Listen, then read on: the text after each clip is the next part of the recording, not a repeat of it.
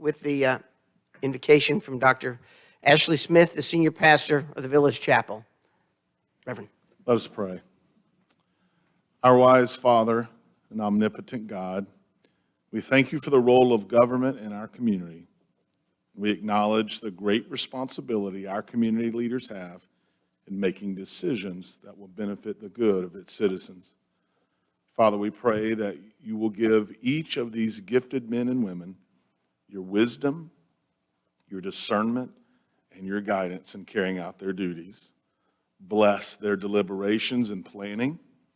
Give them grace in communicating effectively their ideas and opinions, and give them a mutual respect for one another. Lord, we consecrate our new mayor for your service, for the service of this council and this community.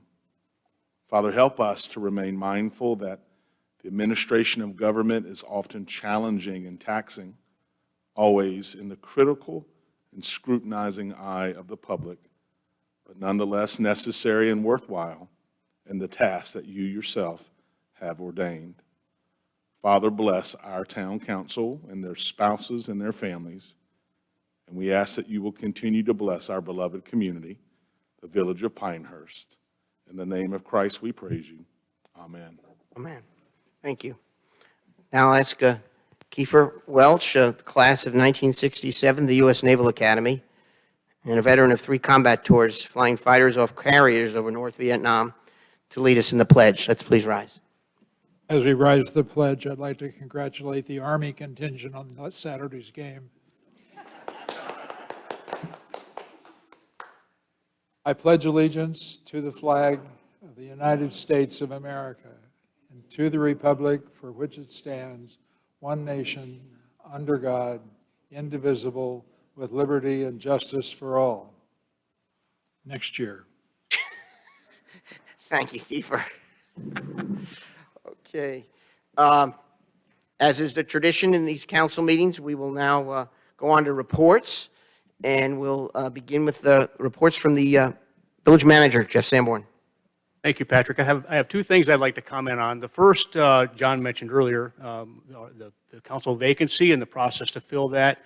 Of course, I think everybody's aware, or I hope everybody's aware that we had gone through a period of about three or 4 weeks where we were asked for applications, and that application window closed at the end of the day yesterday. We have 12 candidates to fill that vacant position on the council, and we didn't think to add this to the agenda, but I'd like to suggest that during the work session we have a conversation about the timeline moving forward with that process, if that's okay with you guys. Yeah, I think that's a good idea. Thank you. The second thing is we do still have some vacancies on our Historic Planning Commission and our Planning and Zoning Board and our Board of Adjustments. Those 2 boards are dual membership. And I had remarked a couple of meetings ago that we needed some candidates to apply for those positions. Thankfully, some people heard the call.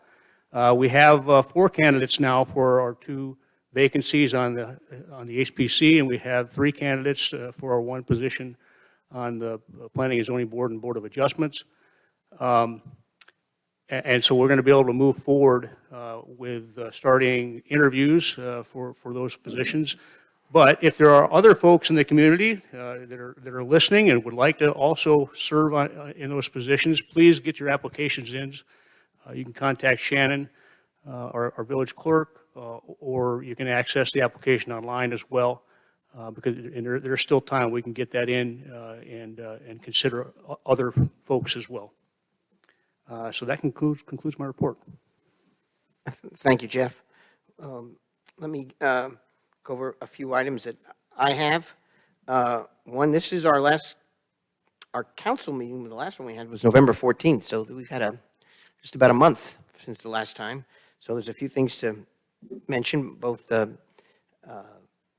Councilmember Taylor and the village manager talked about the vacant council seat, and we will have a discussion later on how we can move that along, and hopefully the next time we meet, we may have a 5th council member. We'll see. I'm optimistic. I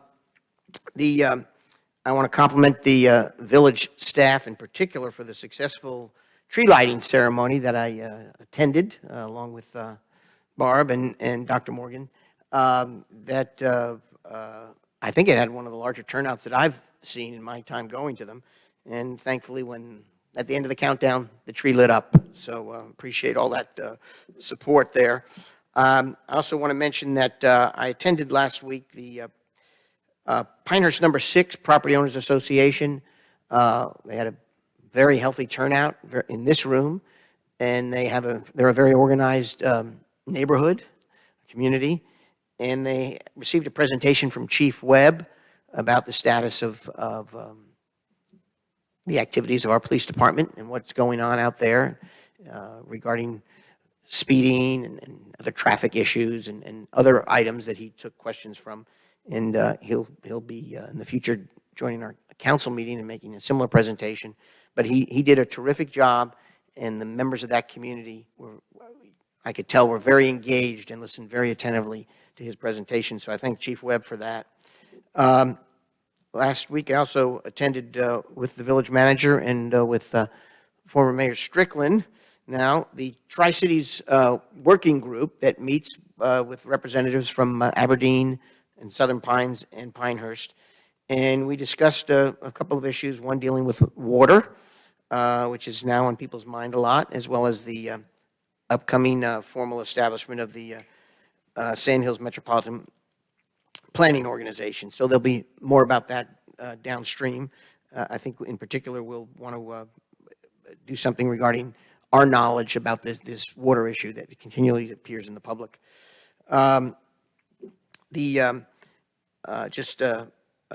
public knows, tomorrow we will have a annual employee luncheon where we recognize a lot of the fine work of the village staff, and we have a few laughs, usually at the elected officials' expense. But nevertheless, it's a good meeting, and we're looking forward to that.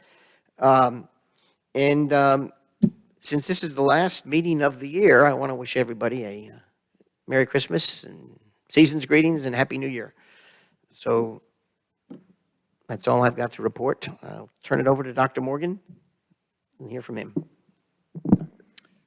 Ditto on a lot of the things you talked about with the tree lighting and the great efforts on the staff. Appreciate that. I represent Pinehurst for the Central Pines Regional Council, and they did not have a meeting for December. They will be having one, nor do they have one on November, but they'll be having one for January, and I'll be assume attending that. We'll find out later on here.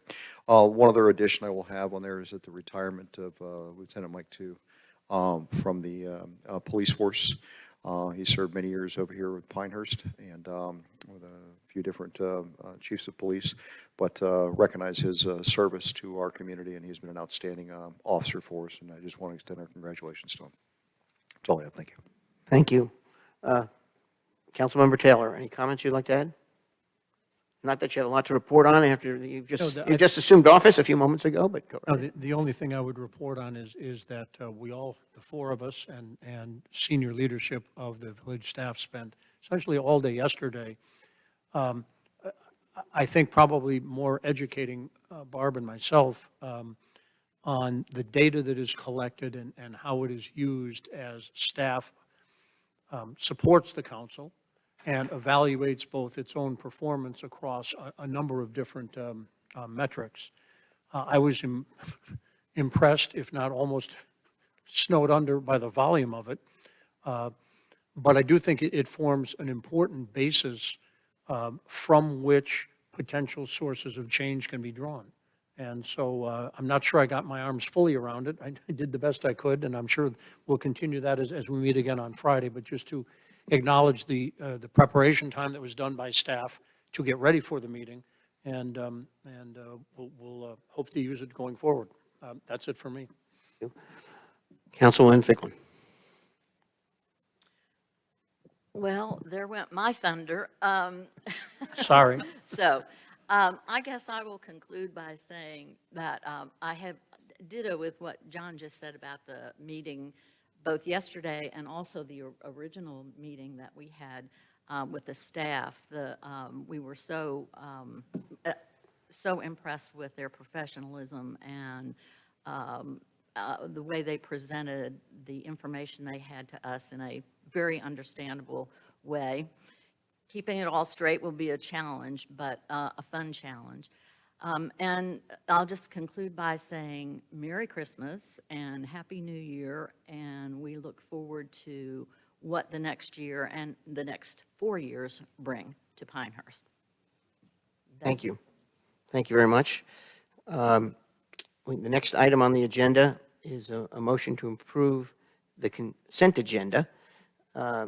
These are, there are two items on there. Both have to do with the village council previous meeting, approving minutes for the regular meeting and then for the work session.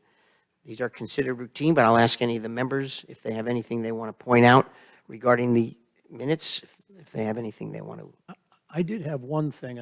Please. I viewed the meeting via Zoom from, I think, Richmond, Virginia.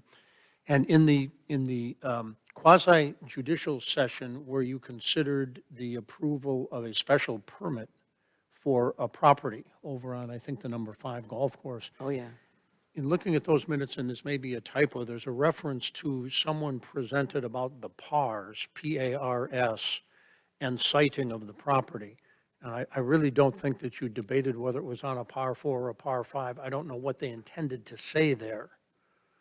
I thought we were Somebody trying to did ask the pinpoint what question. hole it was. Yeah.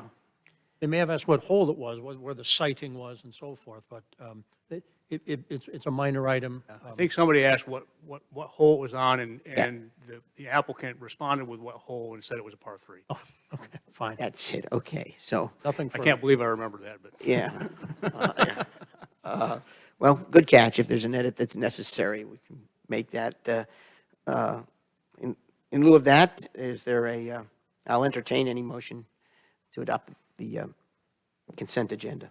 I move to approve all the items listed and considered routine on the consent agenda. Second. Having a motion and a second? Aye. Right, any All those in dissents? favor? No? All those in favor, please indicate by saying aye. Aye. Aye, it is. Carries. Okay. That's the end of the consent agenda. Now we're on to discuss and consider awarding the FY24 resurfacing contract to Fred Smith Company. Jeff, you want to lead us in there? Mike? We have an annual budget on the order, well, Mike will have the details here, on the order of about $1.4 million, I think, for resurfacing. And so we are required to put that out for bid, and Fred Smith was the lowest bidder for this year's work, and so Mike is going to present the opportunity for you to consider that contract. Thanks, Jeff. Good afternoon. So I just want to talk kind of briefly about the process of how we got to where we did with this resurfacing contract. So the village maintains about 108 miles of roadways within our village limits. We have a goal each year to resurface a little bit more than 4 miles of those roadways. We've averaged about 4.3 miles per year for the last 4 fiscal years. And we meet as a committee every year. That committee is comprised of Jeff Sanborn, Jeff Batten, myself, and Assistant Public Services Director Megan Skellerup to select the roads that we want to resurface every year. The primary tool that we use for that, we have a pavement condition survey. It is done every 3 years. We hire an independent engineer, and they actually rate every road segment that we maintain within the village and assign it a score. So in general, every year we look at that pavement condition survey, and we select the roads to resurface based on their scores, and we generally resurface the lowest or the worst rated roads within the village. We also do, from time to time, get requests from residents saying, can you please pave my road sometime soon? And we investigate that and evaluate that to see whether or not we believe those roads are in the same or better or worse condition than the ones in the pavement condition survey. Usually, we put out one contract per year for road resurfacing. We've done things a little bit differently this year. You may recall we did, some of our downtown roads were to the point where their score put them on the list that we needed to resurface. So we did a downtown resurfacing project that was completed back in October. So this year, we're talking about doing two contracts. We put out a separate contract that we're calling our FY24 annual resurfacing contract. There's about 3 miles of roadways in this contract, and we received 4 bids for the project on November the 30th. The low bid was submitted by Fred Smith Company. The total bid amount was $1,212,278.00. I believe you have a copy of the bid tabulation in your packet. That included a base bid, which is really the resurfacing work itself. We had an alternate bid for striping. We usually like to bid the striping work out separately just to make sure we're getting a fair price on that. And then this year we had another alternate bid to do some what's called full depth reclamation work, or FDR work, on Page Street. Page Street is not currently a Village of Pinehurst street. It is a short, dead-end road between the post office and the ABC store off of Blake Boulevard. The owner of that road came to us year and a half ago and asked if the village was interested in taking that over. We've had some meetings about it. There's some businesses at the end of that street, and said we'll put it in our resurfacing package for this year to see if it's something, to see what the cost is. The road is in pretty poor condition. The reason we suggested doing the FDR work is it's in bad shape. It needs to be completely taken up and put back down. Fred Smith's bid for that FDR work on Page Street was actually the highest of the 4 bidders. The total amount was $186,500. I don't know if you want to address why we may have some interest in that road based on the small area plan for Pinehurst South. Right, we saw that, first off, we have numerous adjoining property owners to that road that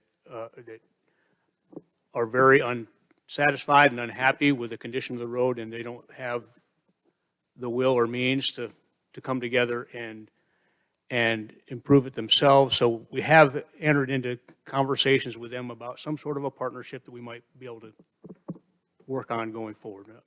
No commitments, just kind of spitballing ideas with them. And that's, to Mike's point, that's why we put this out to bid, just to see what the cost would be. But the road sits almost exactly in line with a road that's depicted in the small area plan that would access those undeveloped parcels to the south. And so ultimately, we would want those to be public, right, that to be a public right-of-way to serve whatever happens in that area of Pinehurst South, recognizing that we have no idea what timeline that future development might take place on. So I think what Mike's going to tell you is we're not asking you to enter into a contract to resurface that road, but that's the background on the story. Correct. So Fred Smith Company, low bidder for the project, they actually acquired Riley Paving, a local contractor out of Carthage, in 2020. They continue to have an office and an asphalt plant in Carthage. They completed our resurfacing project in FY21 and FY23, and Riley Paving completed it for I don't know how many years before that. So we're comfortable with this contractor. Our Powell bill budget for FY24 is $1.5 million. We call that Powell bill. We get money from the state through what's called the Powell bill program. We get about $575,000 from the state that goes into that fund. And then this year, the village supplemented it with an additional $925,000. We've already spent about $308,000 on our downtown project, so we've got about $1.19 million left for paving roads out of that fund. Staff is recommending awarding the project to Fred Smith Company in the amount of $1,025,778. So that includes the base bid amount plus the striping amount for the 3 miles of roads that are scattered in various areas throughout the village, but not including the Page Street work at this point. What I would like to do is bid out the Page Street project separately to see what those bids may come in if it's bid by itself, and then we would potentially come back to council with some consideration for that at a later date with no obligation. So staff's recommending awarding the project to Fred Smith for $1025778. In keeping with practices that we've done in the past, we also ask that the motion include a provision that the village manager is authorized to execute change orders to add additional quantities, potentially if we have some money left over, pave some additional roads at the end, with the overall amount not to exceed $1,190,928.87, which is the amount that will be left in our Powell Bill Fund after we pay out the downtown project. With that, I'll entertain any questions. I know that's a lot of numbers and a lot of information, but I'm happy to answer any questions. Let me begin with just a couple of questions. One, what is the length of Page Street, this road that we might pave? Is it a mile? Is it? Oh, it's not nearly that, a few hundred feet. It's a few hundred feet, okay. The supplemental funds that we, I guess, add to the Powell bill, how do we determine that? Do we traditionally do it every year? And describe that a little more for me. I put in a request for funds every year to try to get what I think it's going to cost to pave 4 miles. We do an annual Powell bill submission to the state, and there's a formula based on the miles of roads that we have that calculates how much they will give to us, and the balance of that is paid for by the village. All right, I'll defer to others here first. Dr. Morgan, do you have any questions? Mr. Taylor? Is there a reason to think that you might get lower bids because you broke out the other bids for the Page Street project? And as you point out, this one was the highest. Is there reason to think you might get a lower bid than the lowest of those 4 bids? And could you have recommended to go ahead with that based on the low bid of that? So, yeah, if I understand your question, so Barnhill Contracting was not the low bid for the overall project, but for Page Street, their bid was actually $75,000 less than what Fred Smith's bid was. Their bid was $111,500. We actually spoke to Dana, and Jeff Batten and I had a conversation wondering if we could actually potentially consider awarding that project directly to them for the $111,500. Barnhill wasn't real comfortable with that. Neither was Dana, to be honest with you. So we decided we would rebid that out and see. Could it go down? Absolutely. It could go up. We just don't know. But I mean, once these numbers are out there, other contractors are knowing what each other are bidding. So possibly so. So Barnhill bid it, but when we went back to discuss with them, they said they had concerns about their own bid? No, it's because it was an alternate bid. So the way we set it up, the base bid is the bulk of the work. So it's all the resurfacing work. And then it's, hey, we can add on this striping if we want. We can add on this Page Street work if we want. So we kind of went back and asked them, because it's an alternate bid, like I said, Dana wasn't too keen on it. And they were like, I think we'd rather rebid it rather than just accept an alternate bid on there, if that makes sense. Okay, thanks. Am I missing something on this? I didn't think that we had an agreement yet with them that we are definitely taking it over. We do not. No. Okay, so I have a procedural problem on putting any money into it until it is ours. I don't want to commit any village funds, and we guarantee it. So once we establish that it's ours, then I'm happy to entertain these ideas of putting a bid. I appreciate, getting an idea what it's going to cost. Sure. But that's going to go for a decision later on. That's And the fair. idea wasn't that we were going to pay the whole bill. We would ask all the adjoining property owners to contribute to paying that, whatever that cost would be. And the agreement would be that once it was brought up to our standards by doing this work, we would accept dedication. That's what I'm understanding. Yeah, that's And so, as we're going forward, the reason I have any questions is that we're not doing anything right now with that road, and what we're doing is just the rest of them. So I've got no Correct. problem with what we're saying right now. And am I correct, that road runs south off Blake Boulevard on the east side of the ABC store? That is That's correct. exactly right, yeah. Thanks. Nothing further. Councilwoman? Nothing? Okay. I think my questions have been answered. I'll entertain any motion regarding this proposal. Go ahead. I move to approve the FY24 resurfacing contract with Fred Smith Company, FSC, and authorize the mayor and his designee to execute the contract, and further authorize the village manager to execute change orders and add additional quantities at the original unit pricing, with the overall amount not to exceed $1,190,928.87, the total amount remaining in the Powell Bill Fund. Second. A motion by Barbara Ficklin, seconded by Dr. Morgan. All those in favor? Aye. Aye. Aye. Okay. You have a contract. Thank you. Okay.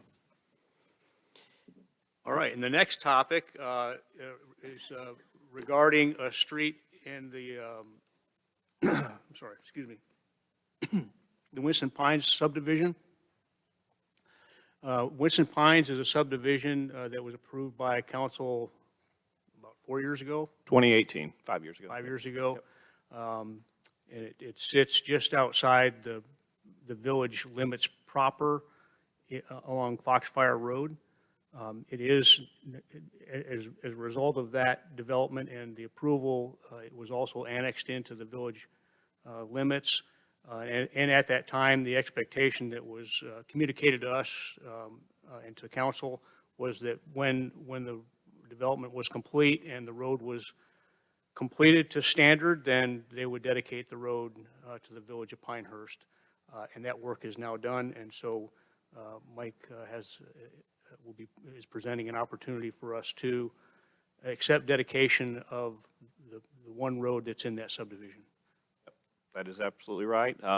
Winston Pines subdivision consists of 28 residential lots. All of them have residences on them now. The original developer was Bass Design and Development. As Jeff said, his original intent was to dedicate these roads and right-of-ways to the village when the subdivision was complete. That street, Winston Pines Drive, is about 2,300 feet in length. It has sidewalks on one side of the road in accordance with our standards in the original design. We've done numerous inspections over the past couple of years. We've developed punch lists of items that need to be corrected by the developer, and they have completed all of those items. So the developer is now requesting that the village accept the ownership and maintenance of Winston Pines Drive, along with the items within the right-of-way. And staff would recommend that we accept that dedication. If council does choose to accept that, there is an ordinance that will need to be passed to formally accept those roads and the right-of-ways. I have one question. The use of the word dedication, is that some legal term of art? Yes. Yeah, typically, yes. Okay, so we have accepted dedications before? Yes. I'll defer to my colleagues if any other questions. Dr. Moore? John? No? Barb? No? Okay, I'll entertain a motion here.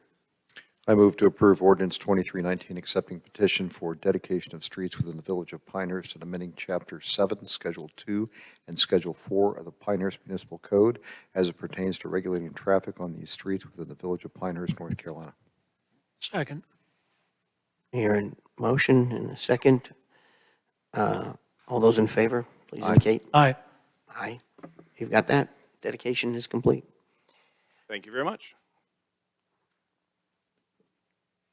All right, while Alex and Jeff come on up here for this next topic, I can make some remarks on that. Many years ago, the village undertook an effort to better understand the traffic situation at the intersections along the state roads, the primary state roads that come through the village, Highway 5, 211, Morganton Road, and the like. And since we started that effort, every year we have engaged with an outside consultant to come in and analyze the key intersections on those state roads, half of them 1 year, roughly half of them 1 year, and roughly half of them the next year. And then we start over again on a repetitive basis in that regard. And what Jeff and Alex will be talking to you about is an opportunity to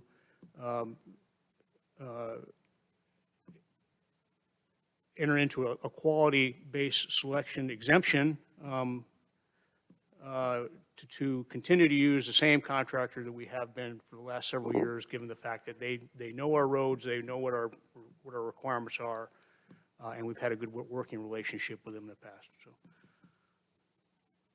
All right, thank you, Council. Mayor, so as Jeff stated, the purpose of this agenda item is for council to consider a qualification-based selection or a QBS exemption.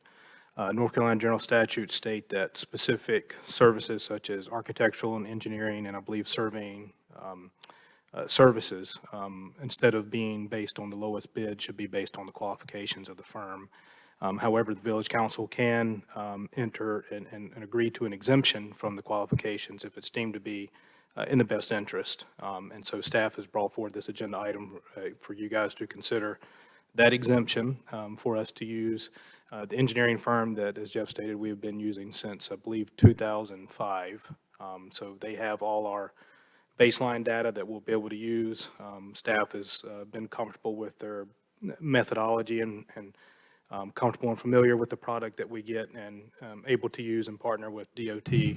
And as you see in the staff memo, the 9 intersections along the NC5 highway corridor to be included with this study are listed there. And they're the main intersections as you may expect. And we have received a quote for the fee for the study of this year, which would total $17,500, which is pretty comparable to the fee the last go-round 2 years ago, back in 2019, when these intersections were studied. Got a couple of questions. One has to do with, I'm used to, in my previous life, ignoring or not giving much weight to the lowest bid. But the way this is is voiced is it sounds like we're getting an exemption from their qualifications. Am I reading this backward? The language is confusing me. I mean, you either take the Based on the nature of this work, we can't put it out to bid and select the lowest bidder. I'm fine with We that. have to select a contractor based on qualifications. I got that.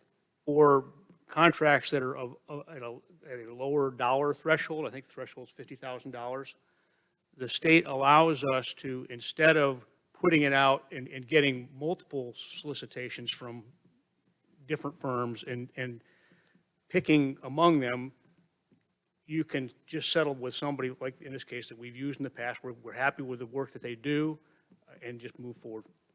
Okay, and then they said this is sort of an abbreviated acquisition because you have a group of contractors that you have worked with in the past. Yeah.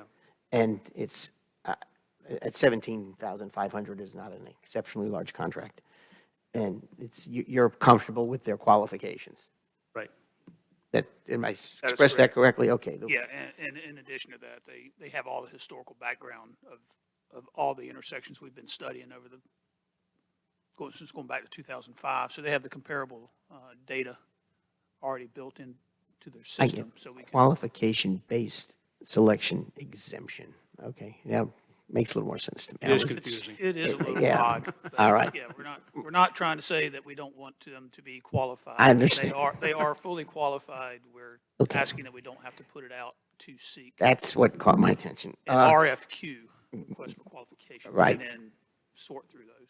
My other question had to do with how long would this take? It's a $17,000 contract. Do we expect some results back from them soon? And what do we do once we get the results? So it's probably about, takes about 2 to 3 months to get all of the data back. They'll set up cameras at these intersections. They'll record all of the movements. They'll then take that, analyze it, and come up with the level of service for each of these intersections, whether they've improved or gotten worse since the last round that they were studied. We can go all the way back to 2005 and track what has happened with these intersections, not only in terms of the counts, but also with the level of service that has either, again, improved or gotten worse. We use them for that kind of analytical process. Where's the traffic coming from? Are they making left turns, right turns? Where's the biggest impacts? This particular batch of these intersections here, NCDOT is getting ready to embark on their evaluation of Highway 5, and we have told them that, we would be sharing this information with them as well. Okay, so we to share it with determine DOT. where our most troublesome intersections are located based on, the engineering study that's being conducted. In the past, have the results from these type of contracts impacted DOT decision-making? Yeah, they specifically asked us for our data when we brought up our concerns about the Rattlesnake Trail, Highway 211 intersection. Right. 211 is, that corridor is on the opposite year of study from this. From Highway 5. corridor. So we do Highway 211, Morganton Road, and Midland Road, the old NC2, if you will, under that study for that year. Okay. And as a result, I mean, in the last round of STIP evaluation, that project scored very well, actually, and it's likely to get picked up in this next I'd be cycle. I'd be interested in getting a briefing when they're through with this. I'm curious too about a couple of these intersections myself. So if you can make a note of that whenever it's appropriate, we can brief the council on that. And yes, Dr. Morgan, do you have any thoughts or questions? One, it's to all three of you. What would you predict to be the effects/ramifications and risks if we did not go with an exemption on this and went the routine process of bidding it out? I think the risk for, if you will, and maybe it's not a great risk, but is the inability to really do an engineering cross comparison with a professional engineer to look at what has occurred with prior studies to this particular study, to understand where things have changed and to what level and in which directions they've changed. So impact, it's not as really as simple, I think, as going and just saying there's 4,000 cars going through this intersection. We need to know what direction all they're coming from and going to, turn patterns, those kinds of things. That's where the background information with CMS would be helpful in terms of that analysis of saying, okay, McKenzie Road West southbound turn has increased by 39%. McKenzie Road West, left turn north has decreased by 12%. What's the reasoning behind that? What's driving those kinds of changes in those intersections? Ultimately, DOT would be able, hopefully, to use that data in terms of how do we ultimately improve these intersections along this corridor as they embark on their evaluation and study of what to do with the Highway 5 corridor. In terms of determining the level of service on each intersection, any engineering firm could do so that specializes in traffic counts. It's a matter of a mathematical delay in how much time does it take for a car to clear the intersection. Okay. In my background, also having been with the government and leadership there, you have something called the sole source contract on there, and you're typically using that when there's only one company that provides a certain service and that kind of stuff. And so I'm seeing correlations with this, and that's the purpose of my question. That completes my questions. Thank you. Just to be clear, there are a few other companies or engineering firms that can do this kind of work in the state. Thank you. John Taylor. I apologize, with all the data that we went through yesterday, I may have some pretty elementary questions, but do I understand that this firm's normal business is not this sort of traffic study, but we basically have done it for us, and therefore we feel like we will get competent results from them?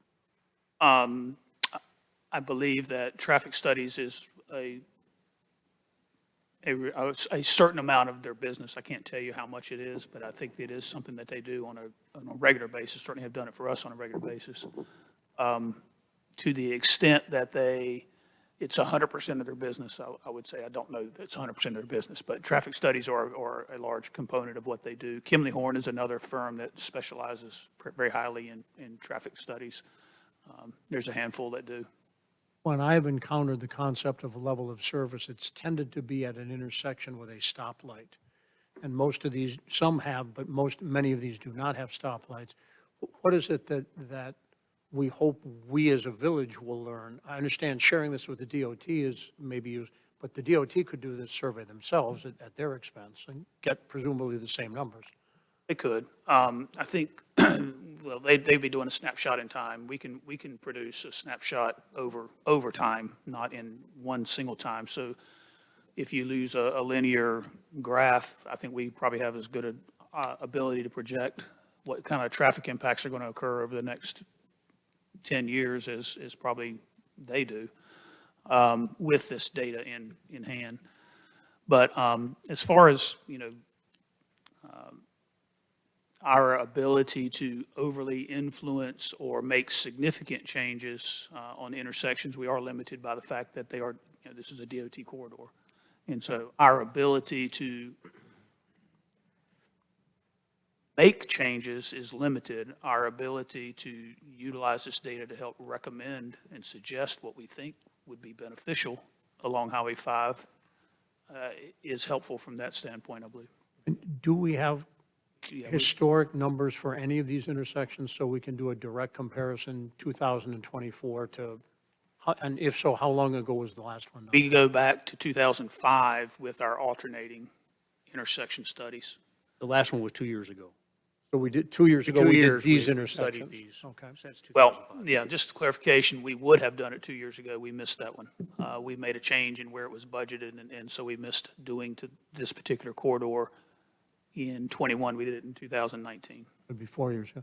So there was 1 year we did not do this. And is there something in level of service other than the time it takes for a particular vehicle to clear the intersection?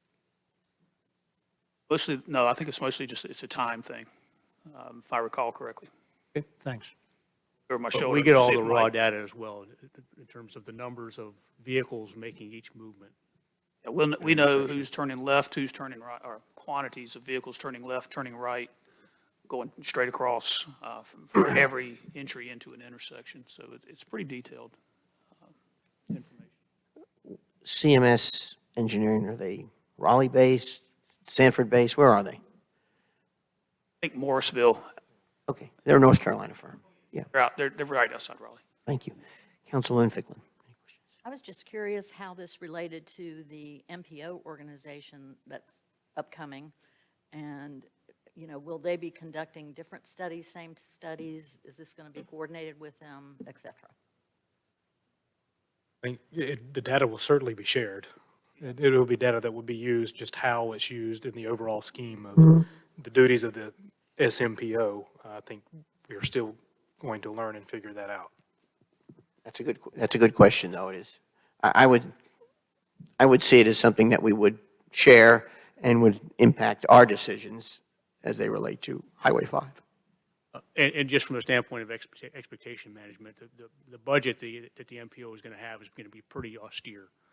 And that'll be focused on, hiring and maintaining staff and then doing required transportation planning. So I know that this information will benefit the MPO, but they aren't going to be able to undertake this for all the communities in that footprint. Go And ahead. just going back, and I'm thinking in particular, say, of the second one here, the Barrett/McCaskill Road, which is a funky intersection, to say the least. So our having information on this, to the extent I've heard that there's a thought being given to maybe putting a small traffic circle in there or making other adjustments to that particular intersection. When DOT comes around and says, here's what we'd like to do, this might give us information to say, we'd rather do X rather than what you're proposing. Yes, to answer your question, in addition, this particular engineering firm has actually designed conceptually 4, maybe 5 different options for that exact intersection that you're referring to, different roundabout configurations, cutting off certain legs completely as being not even connected to 5. There's a handful that this firm actually designed for us that we have in hand. But that's older data. I mean, it's probably 10, I go through that particular did 'em, but intersection yeah. not infrequently, so I'm There is very room in, interested. yeah, there is room in the existing right-of-way there to actually fit a small roundabout, though. Any other questions? No, I would be, and I think my colleagues would be interested in seeing the results and learning from what we can learn, particularly since we have some previous data that'll show us Yeah, and direction. they'll do in their analysis, the report we receive, they will analyze previous years against current and give us what has changed. Because obviously there are many residents that live off Highway 5 there who probably would have their own interest, and they'll be able to listen to what we listen to. Okay, I'll entertain a motion on this agenda item. I would move to approve resolution 23-52 to exempt CMS Engineering from qualification-based selection process to conduct the annual intersection studies. Second. Motion. Okay, hear a motion and a second from Dr. Morgan. All those in favor indicate aye. Aye. All those opposed? Okay, proceed. Thank you very much. Appreciate it. All right. Other business, we did talk about going in the work session to discuss the fifth vacancy. So we'll do that then. Yeah. Okay. Other business items that anyone would like to bring up for now, or something they want to bring up that we should think about for January? Because we do have another period of an extra lag, so to speak, between now and our January 7th meeting, or 9th? The 9th? 9th. Okay. So, any thoughts? I mean, obviously, we have another day or two of a retreat, which may give us some thoughts also, but, okay. Then, no business there. I'll ask, are there any comments from attendees? No. Okay. Very quiet group of attendees tonight. Thank you so much. Having none, I'll entertain a motion to adjourn the regular meeting. Regular meeting. Okay. Second. I have a motion and a second. All those in favor? Aye. Okay. We'll take a 5-minute break, and then we'll return to the work session.